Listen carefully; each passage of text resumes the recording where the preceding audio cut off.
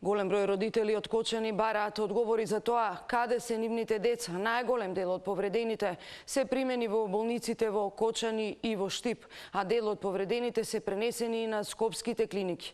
Роднини и пријатели на повредените на социјалните мрежи објавуваат фотографии од своите најмили и бараат информации за тоа во која болница се. Се шират и апели дека во Кочанската болница недостасуваат физиолошки кебиња, боци, кислород и вода. Викторија Јованова, нашата репортерка која пред Штипската болница јавува дека бројни граѓани во плачи, солзи и неверување бараат одговори од лекарите. Екипа на телевизија Телма е во комплексот клиники Мајка Тереза во Скопје. Таму е нашата Ирена Чачкова. Ирена, што дознати, кој се е хоспитализиран во оваа болница и во каква состојба се пациентите?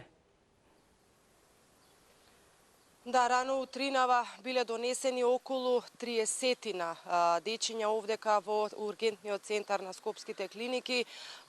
Нивни блиски исто така постојано пристигнуваат овде во клиничкиот центар, се наоѓаат пред ургентниот центар и чекаат во секој момент да добијат информација за состојбата на своите деца. Според списокот на службените лица, околу 30, се зборува дека се околу 30 на лица.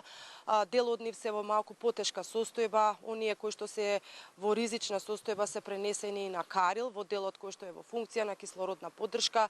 За жал има и такви родители и блиски на деца кои што се донесени, имаат информација дека се донесени во Скопје, меѓутоа бараат помош и преку медиумите да дознаат точно во која болница се наоѓаат, бидејќи не можат да добијат информација, а од Кочани им кажале дека се пренесени на во скопските болници. Имаме информации дека менаџерот на групата ДНК, која што всушност имала концерт во дискотеката во Кочани, не можат да ги добијат двете лица кои што се во оваа група. Нема информација што точно се случува со нив. Исто така од присутните овдека слушнавме и дека очекуваат уште деца да бидат донесени, не само на Скопската клиника, туку и во 8 септември. Се зборува дека ги носат и оние потешките со хеликоптери, затоа што состојбата во болницата во Кочани и во Штип била во тотален хаос. Најголем дел првично биле префрлени таму, па потоа не само со болнички возила, туку и со цивилни возила биле носени деца овдека во ургентниот центар. Ова се првичните информации, како што кажав, се наоѓаме овдека пред ургентниот центар во клиничкиот центар Мајка Тереза. Во секој момент се очекува да пристигнат и уште деца, меѓутоа според она кое што успеавме да добиеме информација, некои од блиските роднини навистина се и добија информација дека нивните деца се во добра состојба, меѓутоа голем дел се во критична состојба и се префрлени на Карил.